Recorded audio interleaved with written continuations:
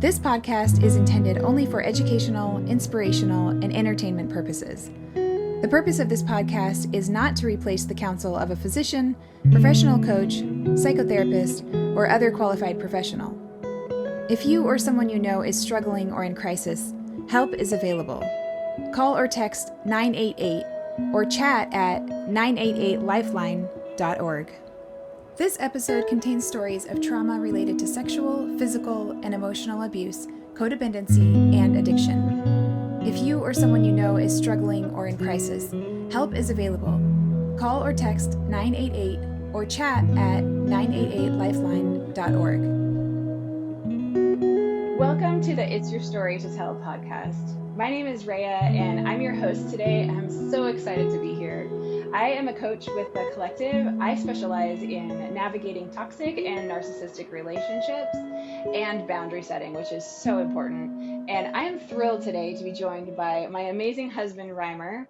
He and I are going to be talking about some really tricky stuff in our marriage. We kind of hit rock bottom, and then we were able to navigate through the hard stuff and get to where today we are incredibly strong, stronger than I think either one of us ever thought was possible. So I'm really excited. Welcome, Rymer. Happy to be here. Thanks for being here. And do you want to just tell us a little bit about yourself, just a couple of sentences about kind of who you are so that the viewers know? Well, obviously I'm Rhea's husband, and we're just here to talk about kind of our relationship and where we've gone, where we've come from getting married 11 years ago, and our journey through very, very hard times to where now our relationship is just amazing with the changes that we've made and the boundaries that we've set together as a couple. Yeah. And if you aren't familiar with me already, you can go back to episode 16, where I tell a little bit more of my story. Obviously, it's hard to fit your entire story into a 1-hour podcast episode. So there's some bits and pieces in there about some of the stuff that I went through and some of the stuff in our marriage. And so you can get to know me a little bit better in there. And then you'll also hear some more about my story today. So I think we're just going to dive right in. I think we're just going to jump right into the hard stuff. And I will say, I want to give a little bit of a disclaimer that we are going to be talking about the hard stuff today in our marriage. And we've discussed this already. We've discussed being able to share those tough things with people. The heart that we share together is to be able to help others through our pain and our struggles. And so there are going to be some things today that might be kind of difficult to hear. It might be bring up some triggers or stuff in your own relationship or your own marriage. And if some of that stuff happens, then I hope that you will reach out and get some support, because it's so necessary. So a couple of years ago, we hit rock bottom. Mm-hmm. It definitely was rock bottom for me. I think that you would kind of agree with that. And so how would you describe our marriage prior to and during that rock bottom part? Well, I think that from the beginning, we had a lot of struggles with our blended family, our own things that we brought to the relationship. So we started kind of off balance already. Yeah. But we also, I think together, we didn't have great communication. We didn't have great boundaries. We didn't have great tools to make the relationship good. And I think that that's what led to ultimately like the hardest point, where both of us were kind of like, we're done. Where do we go from here? Yeah. Yeah. And just real quick, because I didn't really explain this if you haven't watched episode 16 and you know nothing about me, I brought into the marriage domestic violence in my past, some sexual assault from a teenager, a lot of trauma, emotionally, physically, sexually, just all the things. And so I brought in this great big steamroller full of my past that I brought into the marriage. And that affected a lot of the way that we communicated and the way that we interacted and how I received communication from you, right? Is there anything that you can kind of pinpoint that you brought into the relationship that you think also affected it in a negative way prior to us kind of growing as a couple? Well, I think at the beginning, I always thought I had the good childhood. I didn't bring anything to the relationship. You brought all the baggage. And All my fault. I thought I was the, just fine individual. And as I've really grown in the last 2 years, I've realized that actually I brought a lot of negativity into the relationship as well. Growing up, my father dealt with anger issues forever. He's worked immensely on that, but um, that was always been a problem for him.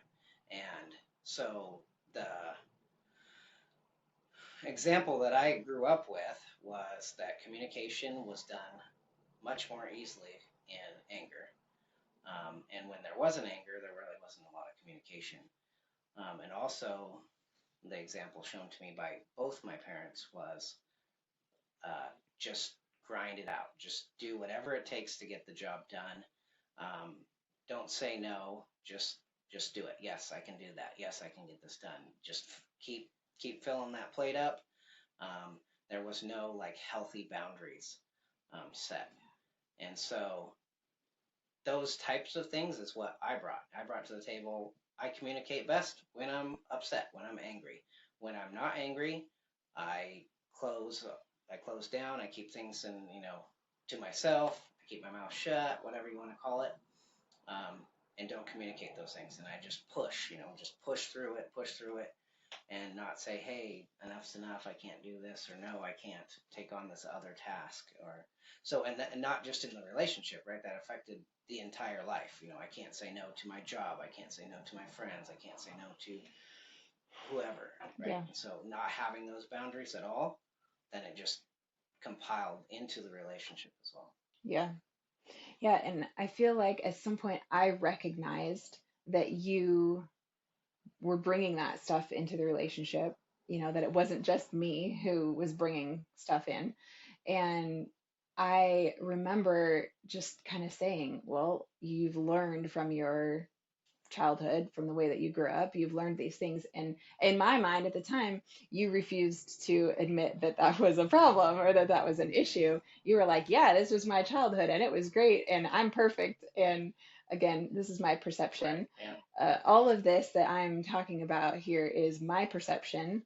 It's the way that I saw things, and there's another side to it, right? There's your side of how your perception, how you saw things. And But I just want to put a disclaimer because I think both of us want this or need this, but we're not here to paint either of us in a bad picture, yeah, right? This is both of our perspectives, yeah, and I think that's important in relationships in general. Is that I can see something, the exact same problem or the exact same thing in a completely different way because I have a different life experience and a different perspective. And so as we talk and share these stories, like it's from each other's perspective. We might not be on exactly the same, like we didn't see it the same way because we're two different people. And that's something that I think we've learned together, that we can see the same situation or the same problem or the same issue in two completely different ways. And if we can't communicate to each other what we're feeling or seeing or whatever, that causes a problem. yeah. And a prime example of that, I'm kind of jumping off course here, so you'll have to rein me back in. You're good at that, that I tend to squirrel a little bit. But a prime example of that, several months ago, I was cooking, I was making dinner, and you came in and you just started doing your thing. And my past that colors my view of the world and your actions and everything else said, he thinks I can't do it good enough. He's trying to take over because he thinks I can never do anything right. So I got really angry and hurt. And then something, because we'd grown so much and we'd done so much work, something in me said, okay, ask the question, ask the clarifying question. Is that why he's doing it? And so I said, why did you just come in and start helping with dinner? And you said, well, because I could see that, the kids are kind of being noisy. Maybe you're a little overwhelmed. You have a lot going on. It's getting close to dinner time, and I wanted to help out. Mm-hmm. And it was like, oh my gosh, totally different perceptions. You saw me maybe needing something, needing some help, and so you jumped in to help Right. out. You were being kind, being sweet, and I totally viewed it in a different light because of my past experiences where I thought that you were thinking I was incapable. Right. And so that's a perfect example of how our perceptions have in life, everybody's past experiences and their perception of what's going on shapes their view of the world and of what they see that's happening. So we are learning, and we have learned, but we're still learning to ask that clarifying question, to be a little more cautious and kind in the way that we talk to each other and assume, to not assume things and to just say, hey, what were you meaning behind this, or what was going on in your mind when you did this, rather than instantly feel that. I mean, we feel it instantly anyway, but once we feel it, then we can take a step back and say, what was going on Yeah. here? So I felt like that was just the perfect example of, yes, absolutely, our perceptions. Exactly. Um, and then now I have to get back to where we were. See, I told you, you got to rein me in. I'm squirreling. Did you realize that everything was as bad as it was when? So maybe you should give, is it okay if I give a little Yeah. background? Absolutely. So about a year and a half ago, things got so bad to me. I had felt like I was trying to use my voice and set boundaries for years in the marriage. And I'm not sure if it was because of your own upbringing, the tools, maybe the lack of tools that you had at the time. You weren't able to hear me or respect my boundaries or realize how important it was, maybe. And so I felt like I had been trying to tell you, trying to tell you, trying to tell you, and you just weren't getting it. Nothing was changing that I needed to be changed. My boundaries were not being respected. And I was at a place where physically I was suffering. I was having all of these migraines and I felt ill all the time. I felt like I would start to feel like I had the flu. My body would ache just from the stress of everything that was going on in life, but our marriage too, and the toxicity, because we were never getting along. We were not a team. We were fighting all the time. And then emotionally, I was suffering too, even to the point where at some point I started having thoughts of ending my life because it was so bad. And so I was at my breaking point. I was like, I can't continue like this in our marriage anymore. And I asked you to leave the house. What how did that feel when, like, what was going on in your mind when all of that happened? When I said, I need you to leave, did you realize that it was that bad to that point? No, I realized that things were bad, right? Because we were arguing all the time. Things were always an issue. The kids were always an issue. The just everything. It was like go to work, come home, and be grumpy, basically. And and so I knew it wasn't right. I wasn't happy in the relationship, um, but I wasn't really. It wasn't my fault. Hmm. The the the kids being unruly, the house being not a place of peace wasn't my fault. That was yours and the kids and the This is how job. you were viewing it, Yeah, that's right? how I was viewing it. So it was like if they would just do this, then everything would be peaceful. And my perspective of that is you saying, if you would just do this. And so as we've communicated and grown and now our relationship's so much better, I've seen like that's exactly what was going on in my mind. It was like, it's not my fault. It's your fault and your fault and your fault. And I'm just the victim here. I'm in this bad circumstance, basically.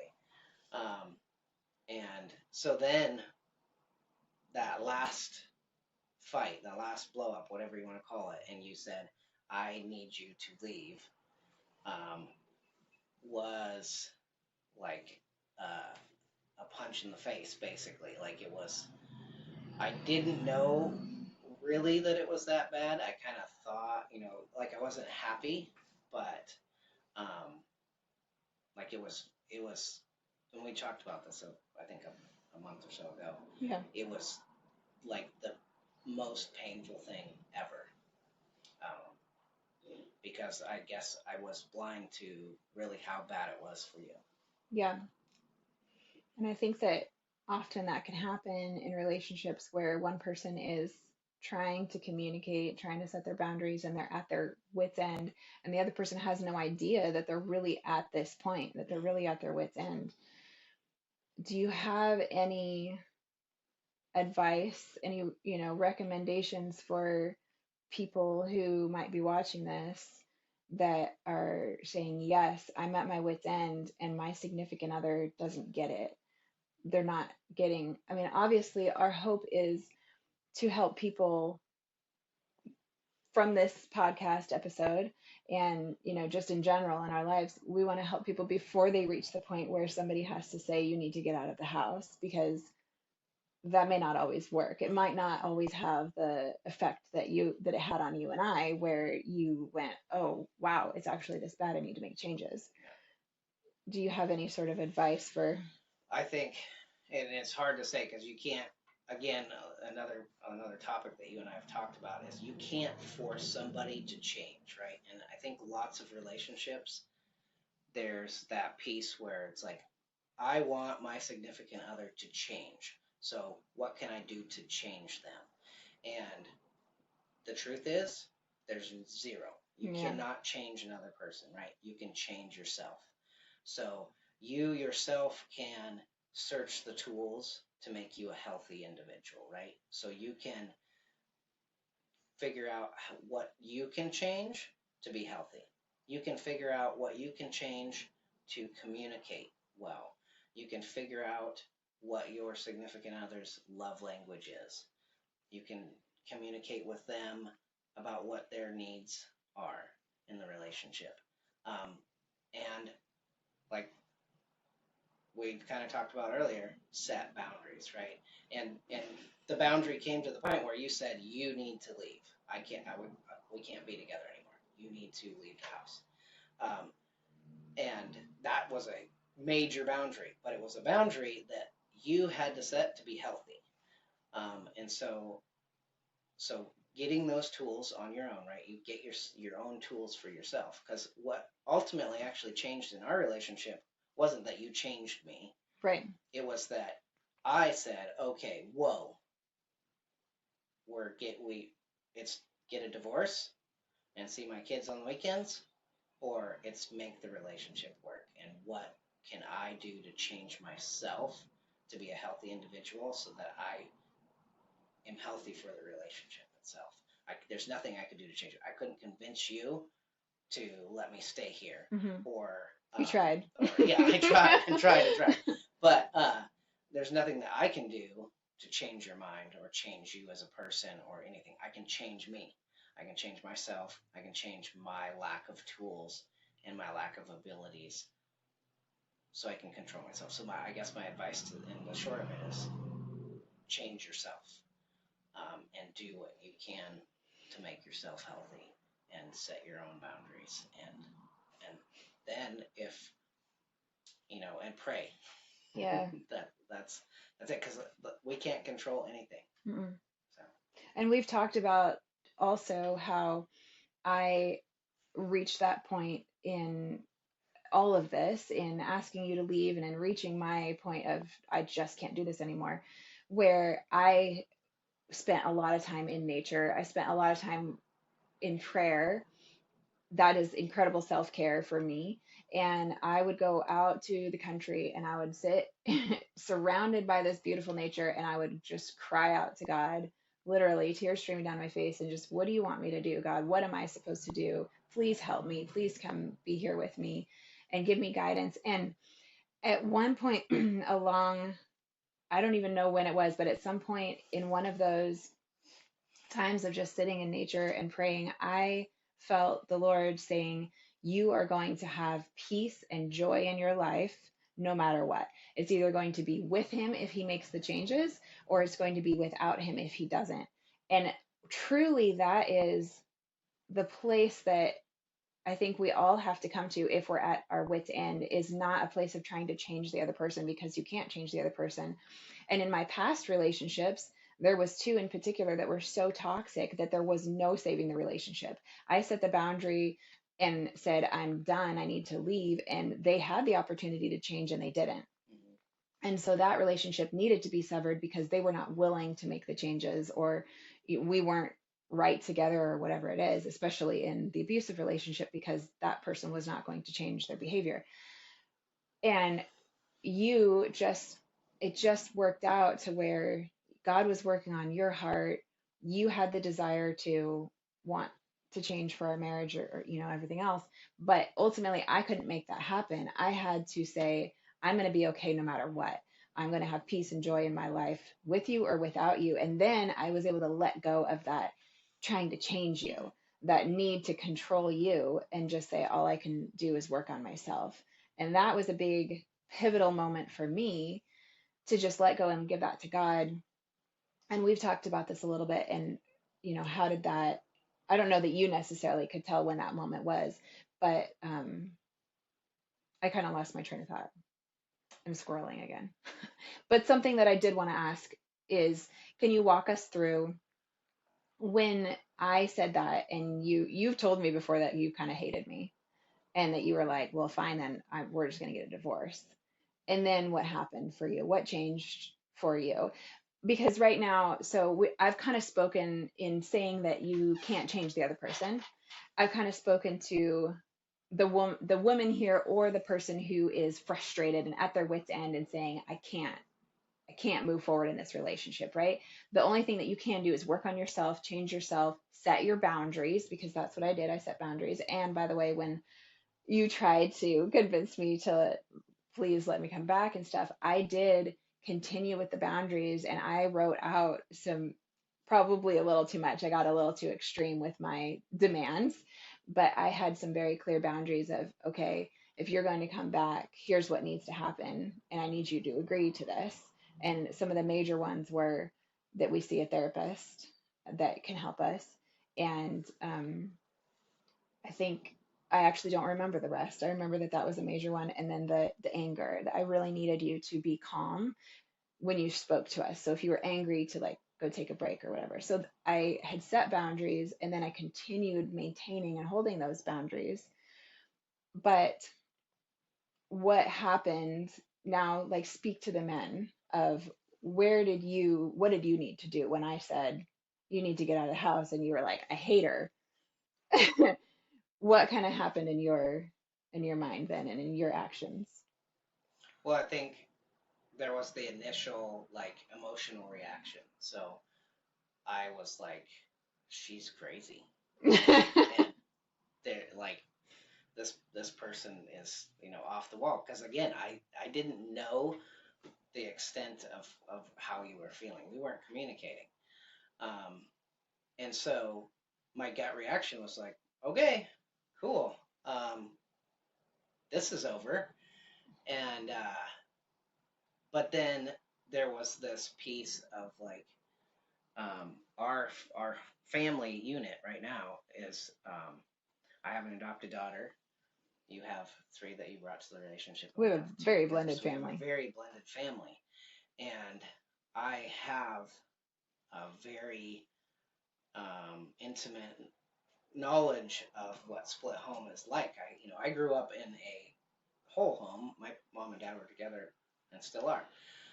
But I saw my adopted daughter with, um, her mother, um, and never knowing her actual biological father.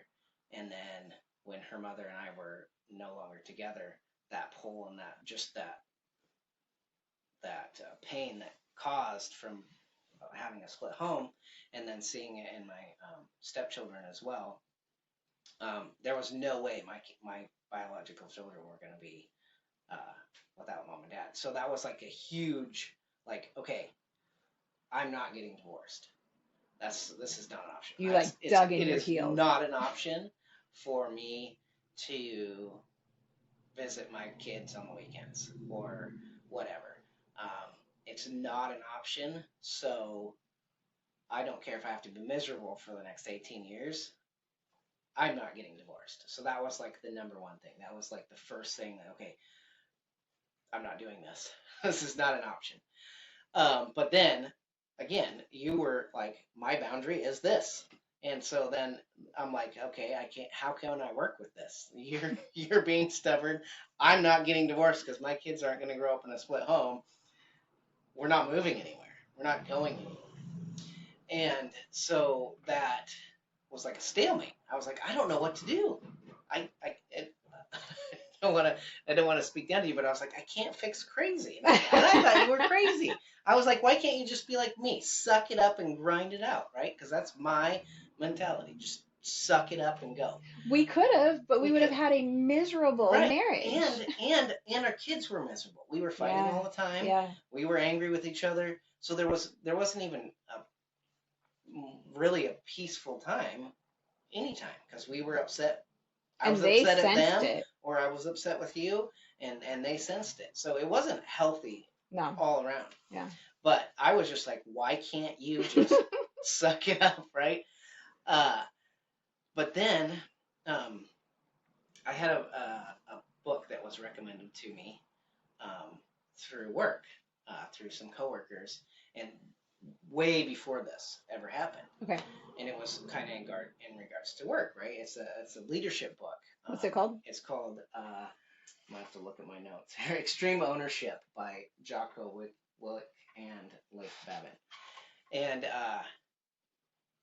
through this process, through this time, I remembered what I had read and learned in that book, where Jocko really talks about if you're and it's again it's towards relationships, but it's really towards like business and life success. But it applies to relationships and basically everything. Is if something's wrong, who's in control of that? And in my mindset previous was you're the problem. Mm-hmm. The kids are the problem. But the knowledge that I gained from that book is that if I have a problem in my career or my job, I can change that. I have control over that. If I have a problem in my relationship, I have control over that. I can change me. I can change my. And in extreme ownership, it says take ownership of it. Everything that's going wrong is your responsibility. And one of the things that I fought so much with you was I felt like you were telling me it was my fault. And so Because then I was. I'm like arguing with this. I'm like, no, I can't. There's no way I can take responsibility for this. She's already telling me that everything is my fault. But then, as I started to think about it more, and I read some other books, Anger Management for Men by Neil Cooper, and Raising Men by Eric Davis, and all of these books have a lot of the same things. Like if you're frustrated with things, fix it. Take responsibility for it, right? Take ownership of it and fix it. Get the tools, get the education to fix it. And so that was like when you gave me your list and you said you need to get out of the house. And I was like, well, I don't know what to do. So I was like, okay, one of our big problems is my anger. So what can I do about that? And so then I read the book on anger, and it talks about if I'm getting angry with you, I just gave you the power. I just gave you the power over my feelings and control over me. Basically, I'm giving you control, and Yeah. I'm letting go of control. I have no control, and that feeling of no control just escalates the situation. And so taking that control back, right? Control of my emotions, um, then I can think logically. When something that would normally make me angry, Yeah. I can think about it logically. What's going on? I can be curious. Why? Why is this person reacting this way? Why is this person doing this? Right.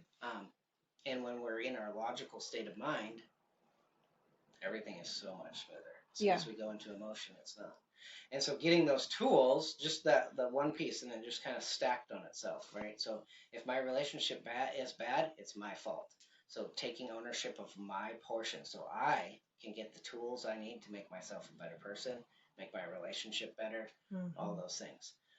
If I control my temper and I don't give you or the kids or my coworkers the power to make me angry or not angry, I control then what how I feel and how I react to things, and then I can react to it in a healthy, constructive way. Yeah.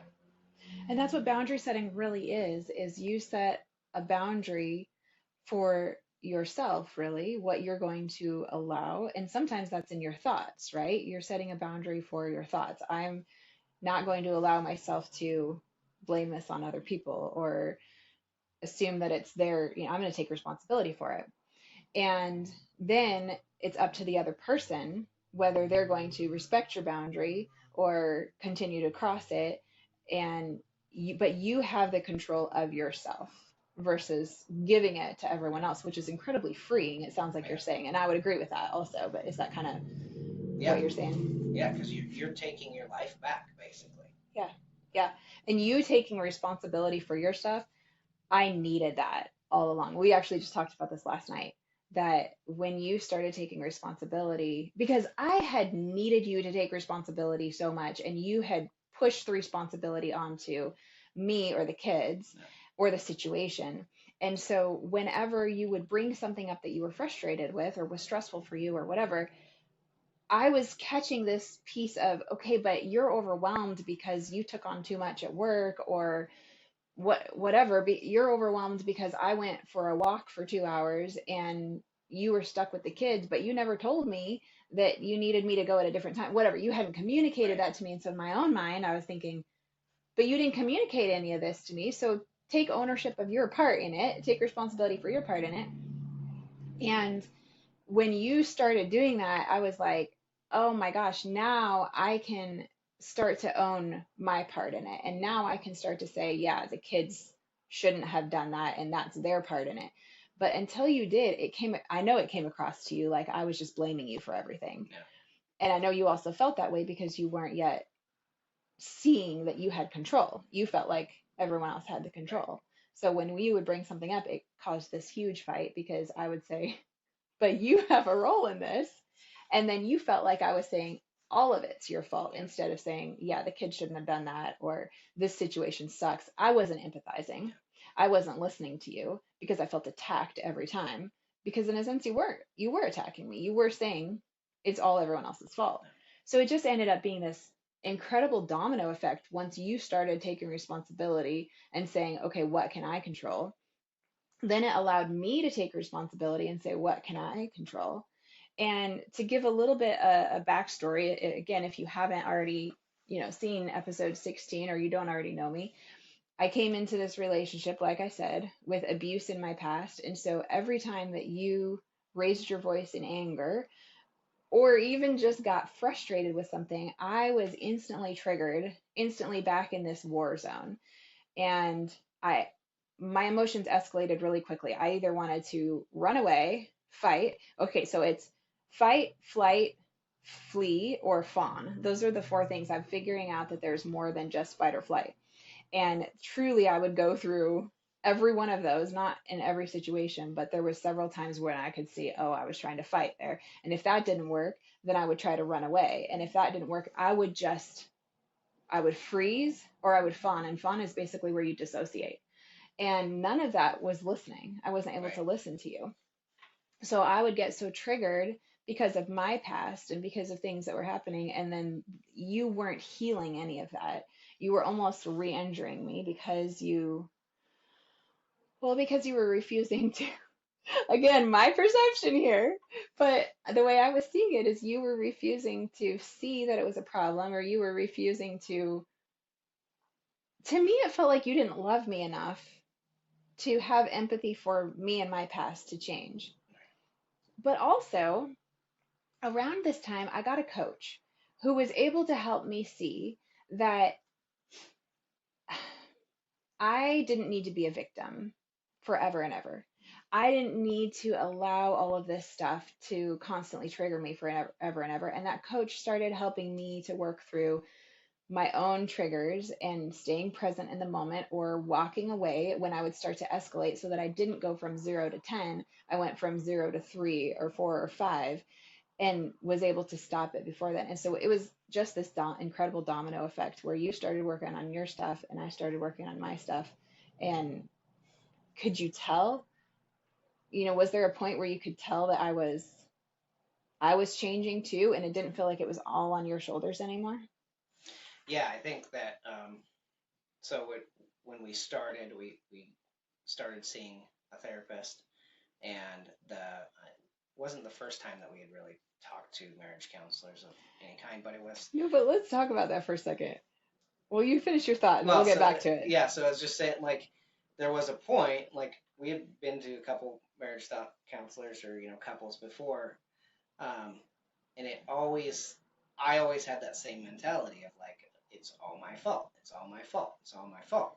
Um, but there was like a point that I remember. There was one point that I was like, some of the things that are coming up Hmm. are things that have come up in past relationships for me, and the only common denominator is myself.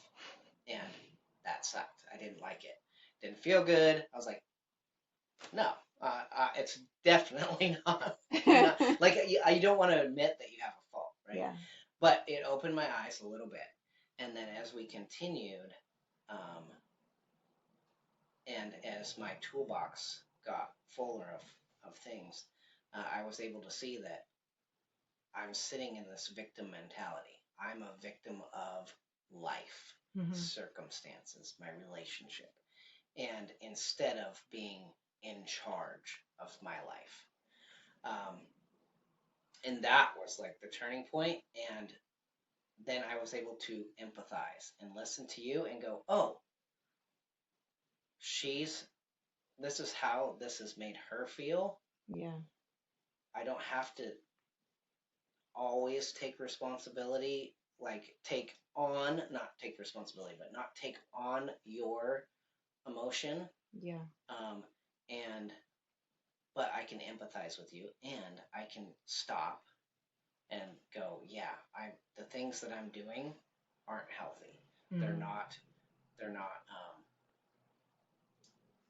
creating a good relationship. I don't have to communicate in anger. I can communicate in a calm, cool, and collected voice, and I can be heard. Yeah. And if I communicate in anger, I can't be heard. So changing. And that goes for you've discovered, and even I've discovered too, because I used to be a yeller. I used to yell at my kids.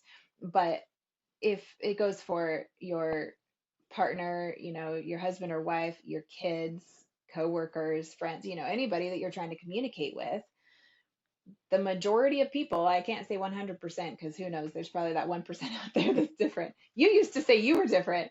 But the majority of people will hear you better if you're communicating calmly, right? Because then they're not going into the survival mode, so they can actually hear you. And that has been monumental for us when you've come to me and you've said, hey, I have a problem, and you've said it in such a loving way. I used to ask you to do that. I used to say, before we started making the changes, I would say, "Okay, can you put your arm around me when you're telling me something that's upsetting you?" And you would say, no, because I'm upset. I don't want to put my arm around you when I'm upset. So that kind of goes back to all of those things that I felt like I was trying before I reached my wit's end. And I said, okay, I've tried everything. I can't go on anymore. Marriage counseling for us, we found a great counselor Yeah.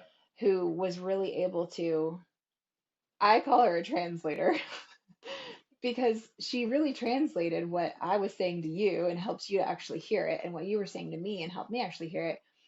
We've both talked about how she called us out, Mm-hmm. and Yeah. it didn't always feel No. good, but she did it evenly. So it didn't feel like one of us was under attack or whatever. But you were very resistant to marriage counseling. And we had seen a couple people maybe once or twice. And every time, and then we even did like that Bible study, a marriage Bible study with a couple who I felt like it was really helpful for us. But I also, you were still in that place, I think, of feeling like I was the problem.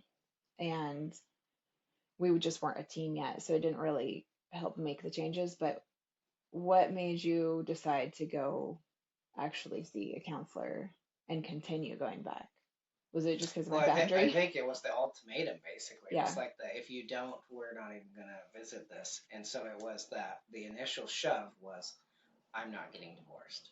Okay. Um, and then uh, what kept me going was I'm learning things.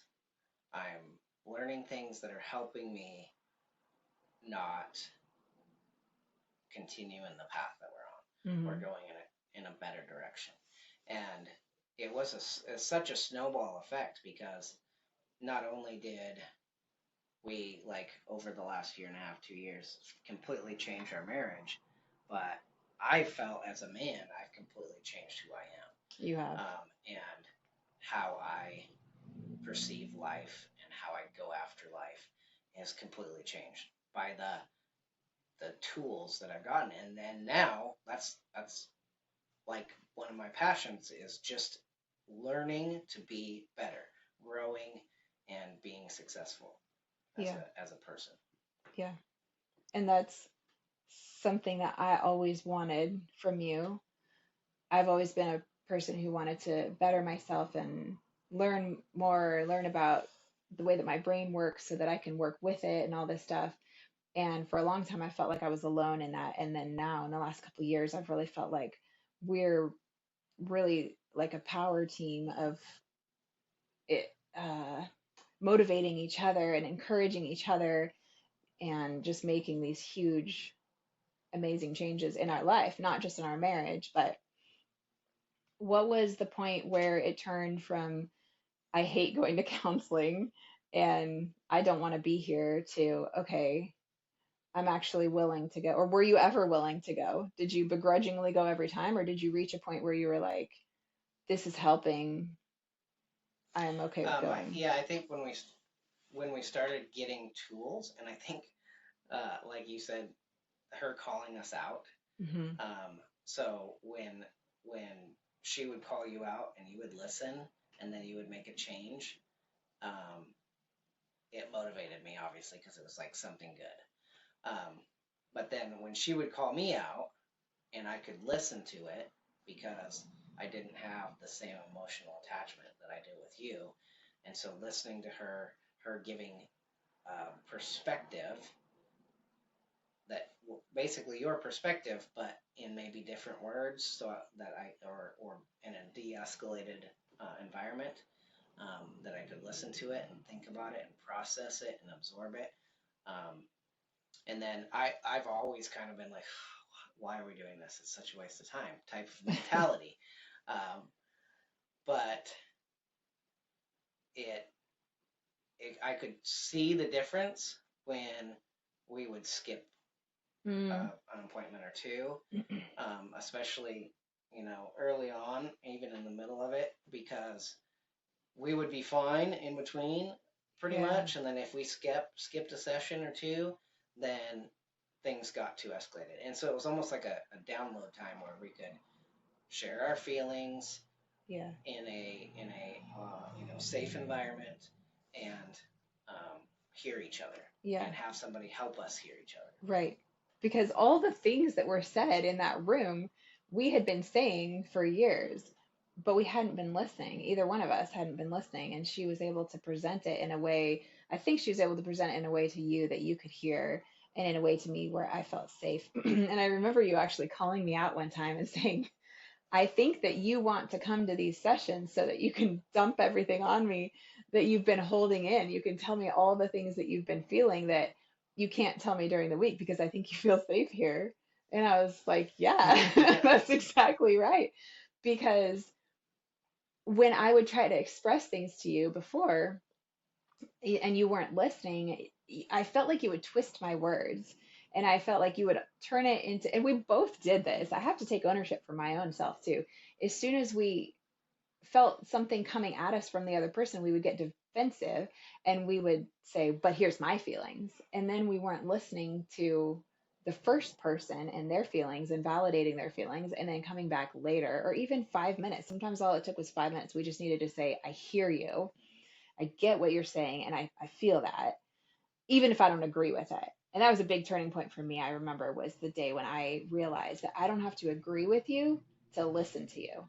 And that's a big piece of advice that I'm going to give anybody who's listening is to really start to understand that you don't have to agree with what the other person's saying to be able to listen to them. But anyway, then we finally have reached a point now where we're able to communicate those things. But at the time, it was like, I can't tell you these things at home because you either come back at me with your own feelings or your own stuff, or I felt like you twisted my words or you weren't getting what I was saying. And in the counseling room, she was able to say, well, Reimer, I think this is what Ray is saying, Yeah. or vice versa. We also, I mean, we were incredibly blessed to end up with the counselor that we did. She had a history in some sort of abuse, so she understood where I was coming from. And she also had a husband who, under like had a lot of similarities to you, and so she could understand that dynamic that you were bringing in and really speak to each of us, to Right. both of us. Not everyone finds that right away in a counselor. So I don't know if you would agree with this, but I would just say to like keep trying and, visit a few people if you need to or whatever, so that you can find the person that's really going to help you both and be able to be neutral. She was able to be neutral, I think. And actually, almost I felt like she was attacking me more often than you sometimes, but she wasn't. She was just calling us out on our Right. stuff. So, go ahead. I was just to the men. I think there is a stigma that Hmm. going to counseling is weak, Yeah. or you're gonna air your dirty laundry. And something that I've learned, because I hated counseling. I thought counseling was the biggest waste of time ever. That was my belief from childhood, basically, and that probably stems from I have quite a few psychologists in my family, so I don't always agree with what they say, and until adulthood, I've had really no use for it. And even when you suggested it at the very beginning, I was like, no, this is stupid. Um, but also coming from my career as a firefighter, um, there's that stigma or that mentality of be a man. If you have emotions, you're weak. You're not a man. If you go to or you ask somebody for help, you're not a man. And there is um, thousands of people that end their lives because they don't say, "Hey, I need help," or thousands of marriages that end because the team doesn't want to say, "Hey, we need help." And Yeah. so you're not a lesser person. You're not less of a man if you say, "Hey, I need some help here to figure this out." And um, we're not the smartest people, right? There's there's lots of smart people in the world. There's lots of information, and if we ask for that or we go and seek it out, we can gain those information and then get those tools. And so I just encourage everyone that Yeah. to get rid of that thought process, because that was one of the biggest things that I think helped us was the that other perspective, that safe place to go and talk, not at home where we couldn't stay regulated Yeah. and listen to each other. Yeah. Because we definitely didn't. Right. And there was also a piece of codependency, Mm-hmm. which I think prior to going through all this stuff, I didn't even know what codependency was. I was like, oh, Codependents Anonymous or whatever, that people go to that group. That's them. Mm-hmm. We're not them. Yeah.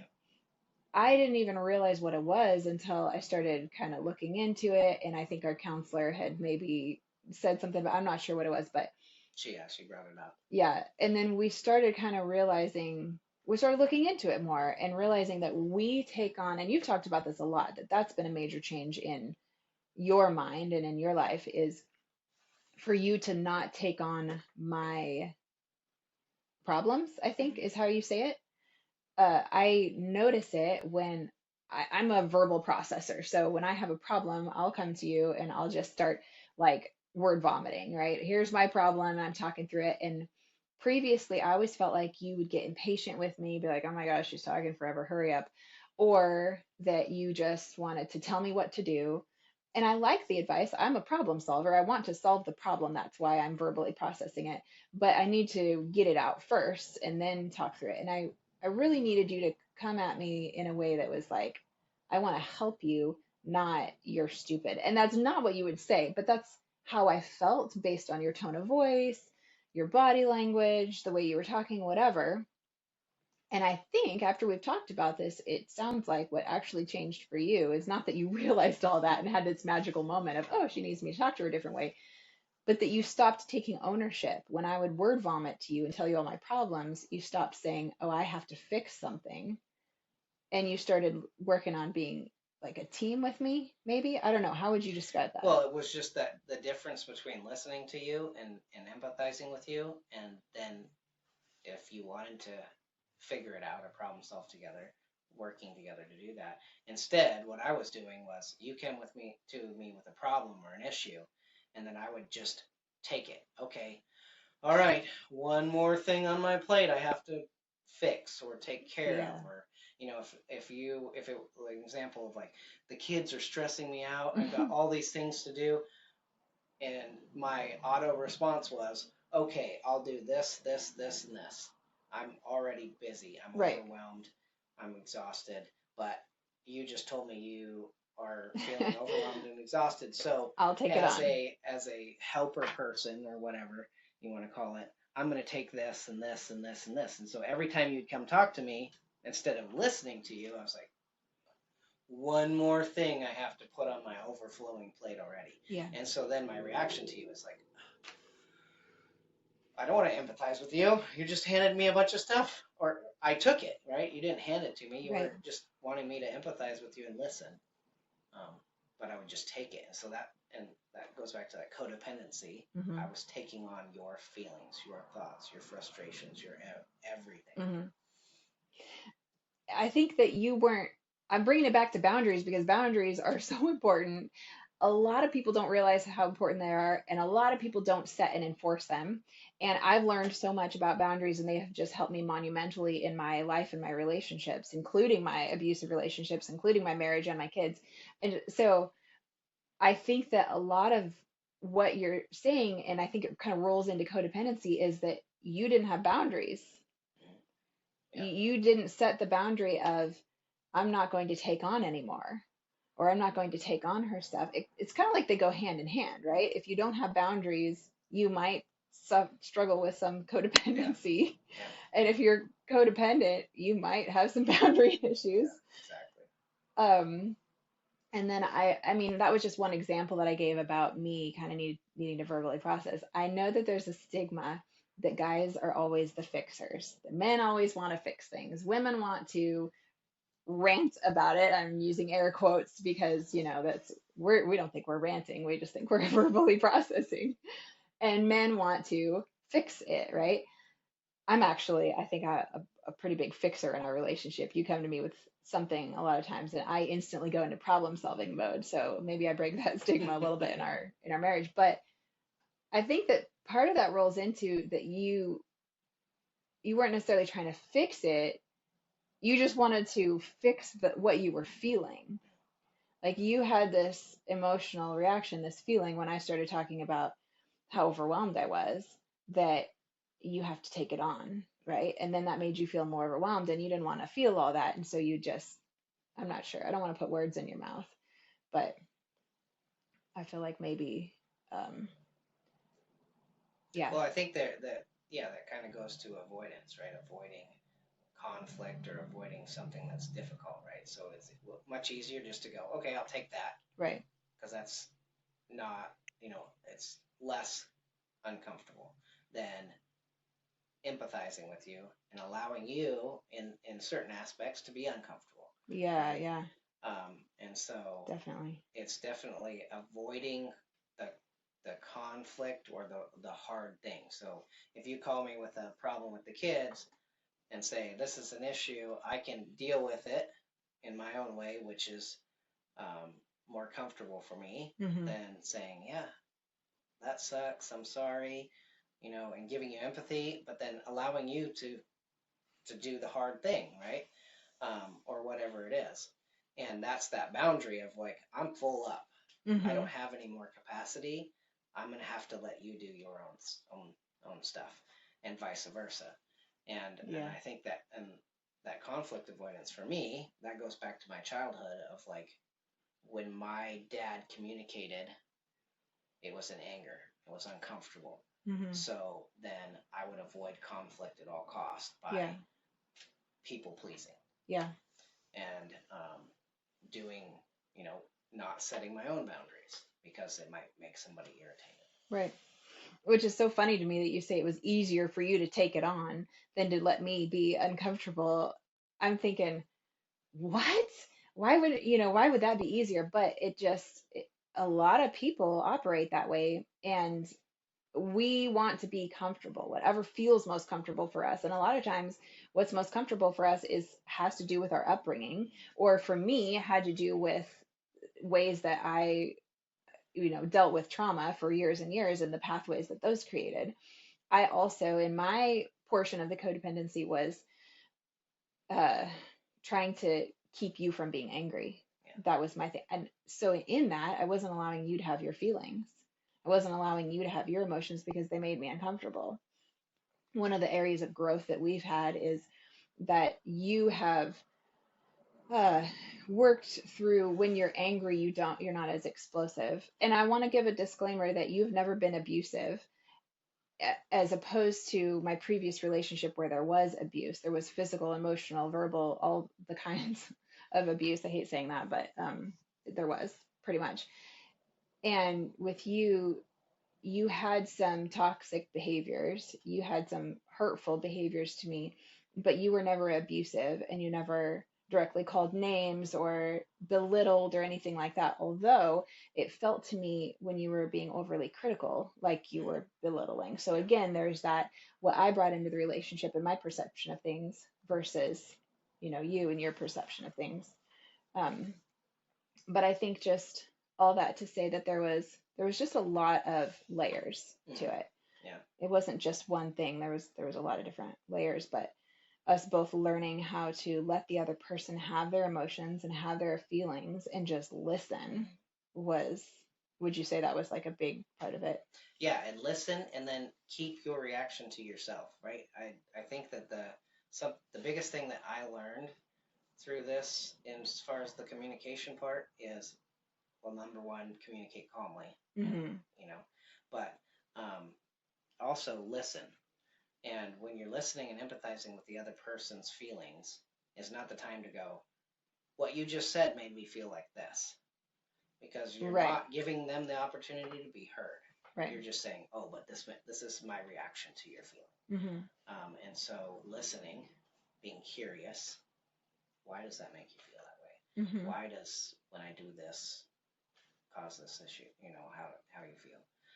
Being curious, and then if you had a reaction or something, think about it. Let it Why did I sit. feel that Why way? did I feel that way? Yeah. Why did I react to how what they just told me? And then an hour later, 20 minutes later, however the conversation is, if it's a very calm, cool, and collected conversation, then maybe, at the end of it, you can say, hey, I want to talk about this. I felt like this. Is that a Mm-hmm. legitimate feeling? We've done that where we've said, do you feel heard? Mm. Is it okay if I communicate how I'm feeling? And sometimes the other person will say, no, I Yeah. can't hear you right now. And that's okay. But sometimes we're like, yes, we're good. Yeah. We can receive it. Right. Exactly. That's been an important part of our conversation is asking, Mm-hmm. can you hear me right now? Right. Being curious. Yeah. Of about the other person. Right. And really caring. And that changed a lot when you started making changes and I started making changes, but I started to feel like you cared about me and like genuinely loved me. And I know you loved me all along, but there was a lot of times where I wasn't feeling it because of the way that things were going. And Yeah. I'm just so thankful for how far we've come now and how strong we are. I know we've talked about a lot of like the yuck stuff, and I feel like we could talk for 2 more hours about just the way that everything's gone and changes that we've made and lessons that we've learned. I feel like there's so much that we didn't cover. Yeah. So maybe we'll have to have like a part two Yep. on this. One thing I do want to bring up really quick, because again, my heart in this and your heart in this is to help other people, is the Five Love Languages book was something that you just on your own read, which at the time you hadn't read. As far as I knew, you hadn't read a book in like years, and you're Yeah. like, well, I read this book. And then, so we both read the book and we were able to see that, oh, maybe our love language wasn't what we thought it was. We had a great conversation about that. What is our love language and what dialect is it? Because a lot of people don't understand that there is a dialect that you might have, not just, for me, it wasn't just quality time, it was quality time with some deep conversation.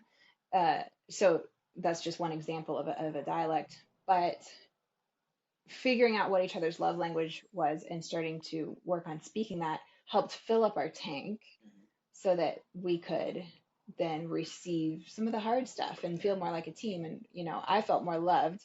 I don't know if I know men are in general said to need respect more, and women are in general said to need love more. Did you feel loved? Did you feel respected when I speak your love language?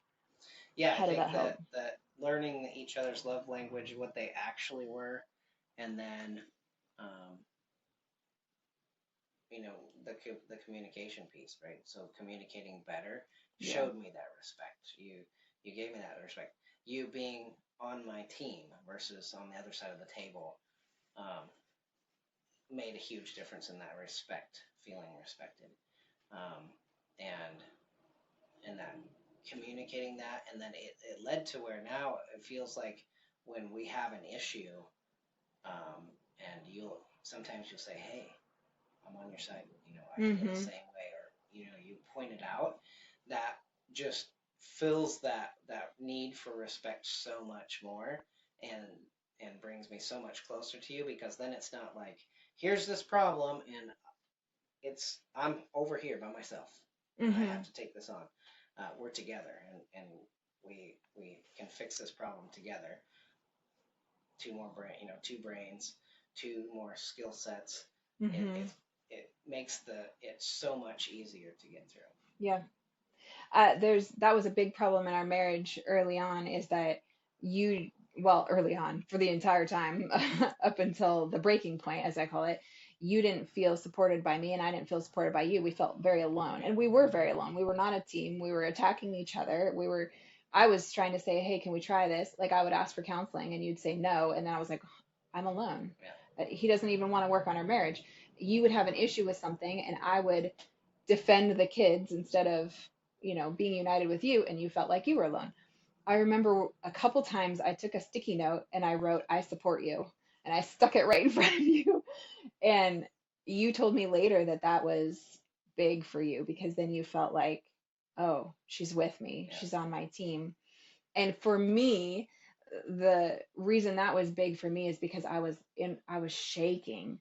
If his voice escalates at all, if I can tell that he's angry, I've done a ton of work, but I still get a little bit triggered. I still get anxious. I still feel unsafe, even though I know that I'm not unsafe. Right. I know that I'm safe with you logically, but emotionally, I'm taken back to those years and years of abuse where I wasn't safe. And so, in the moment of it feels like there's a conflict and me feeling unsafe, for me to say, I support you, is putting that stuff aside and saying, I'm going to pay more attention to the fact that we're a team than I'm going to pay attention to the fact that I feel a certain way because of my past or I'm being triggered or whatever. In our relationship, when you do that, now I notice it. It is so grounding. So I'm already like, if something is upsetting, right?